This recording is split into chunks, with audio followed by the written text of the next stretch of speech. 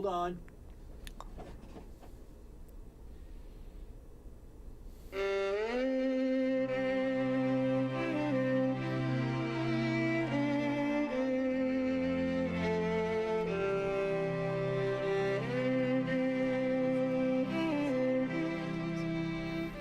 Hello, I'm Claudio Show here with Dr. Bill and James. And This is our show. this is our show. All right. Well, welcome to the show. This show is about Claudio Akpinar and Claudio's healing methods. So welcome to the show, and we're going to do a segment here on Claudio, and we're going to interview Claudio as to what he does, exactly what his interests are.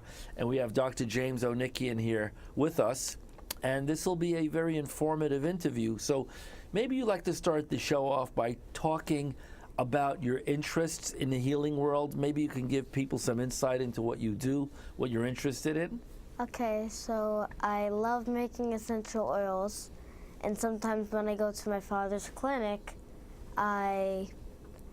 he assigns me certain sicknesses, and I'm supposed to do research and find out what essential oils are good for that sickness, mix them, and give it to him. And then he either gives it to the patient a description or keeps it for the next appointment. So this is in a research capacity, I understand what you're telling me, right? So from what I understand, what you're telling the audience is some of the people that I speak with, that I see, you'll come in and you'll look at the complaints, the chief complaints, and you'll ask me what's going on. And when I describe them to you, you'll go to the textbook and the internet, and you will prepare some of the oils to benefit that person in that ailment or in that sickness. Is that correct? yes. So like, give me some examples of some of the types of formulations that you've made. Like, for example, So I made this one thing that was for nerve pain. This is the first one that my father assigned me.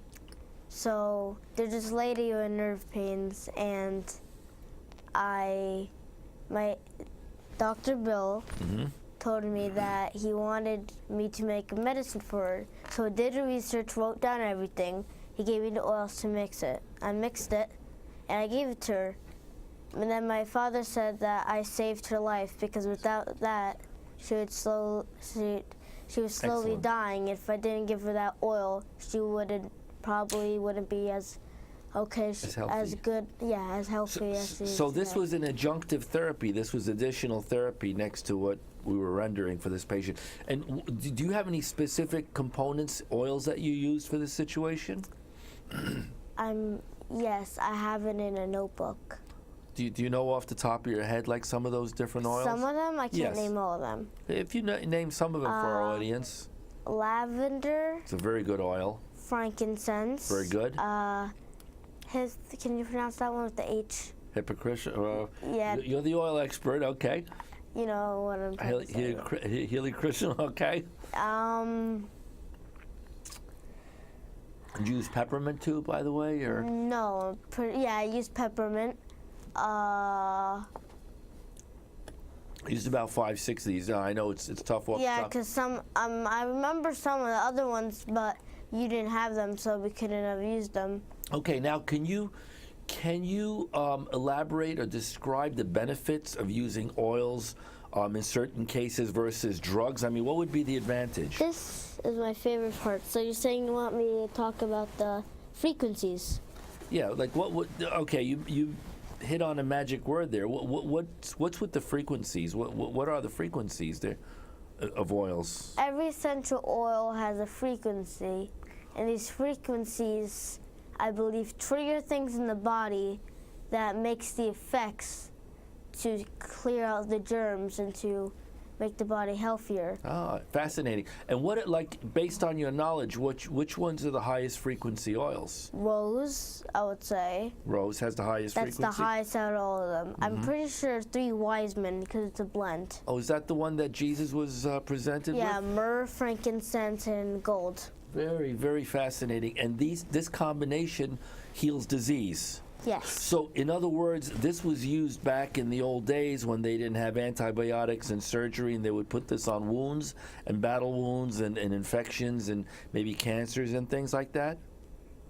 These are Cancers? Yes. These are back then. They didn't know, they didn't have the body of knowledge they have today. They didn't have the methods that we have today with all the pills and acupuncture. Acupuncture. So you're saying essential oils go back like centuries, right? They were used by Yes, doctors. since Jesus was around, really.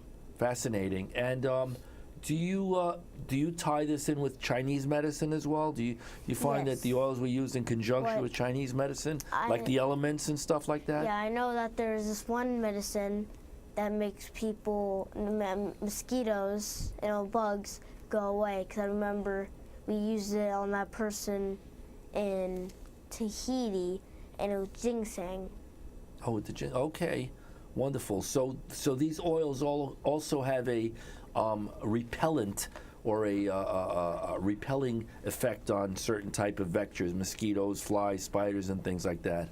Yes, but sometimes it doesn't. And they smell good. Yeah, They do smell that's good. the best part. They smell good. Now, as far as you know, there aren't too many side effects with these oils versus other types of drugs, right? No, but it depends what you mix. You always have to be good with the frequencies and how much drop of each. Because if, let's say you have two oils, you have lavender and rose. You put too much rose, it will make it so the lavender won't do anything. It will just be, it's basically all rose. I see. So- And these, do you use the knowledge of the 5-element theory, the Chinese 5 elements that you know to merge and mix the oils with? Do you use some of those principles in the choice of oils? Well, if you put it that way, I guess I kind of do if I think of Chinese medicine. But with with essential oils, I don't usually do it a lot because I'm really focused on how many drops and everything. I'm not thinking of anything else. I'm focusing on that one thing. I see. Okay, now in closing, do you have any recommendations for people to follow when they use these essential oils? Is there any precautions or is there any kind of recommendations that you can offer? I would say for some children, they should be supervised when these are used. Very good.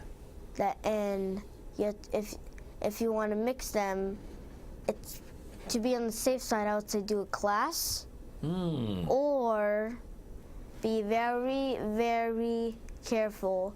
And I would say put like an oil, open it, and stand away from it, and see how many feet you have to stand away from it to get the smell to see how strong it is. That's what I do sometimes. So would you also recommend consulting with an expert who knows the oils when you're preparing these until you have expertise in this? Yes, until you get used to doing it.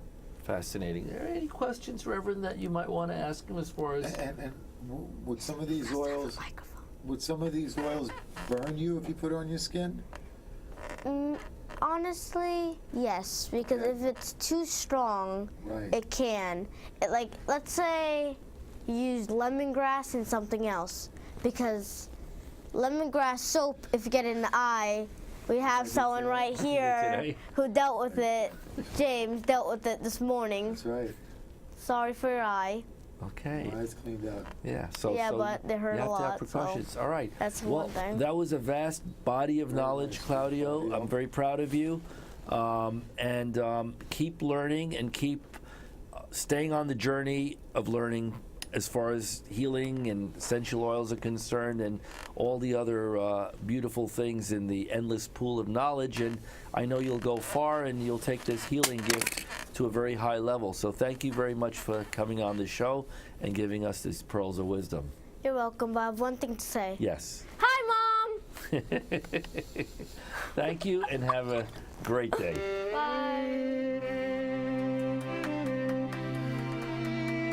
Awesome. Very good. Claudio, Spelled my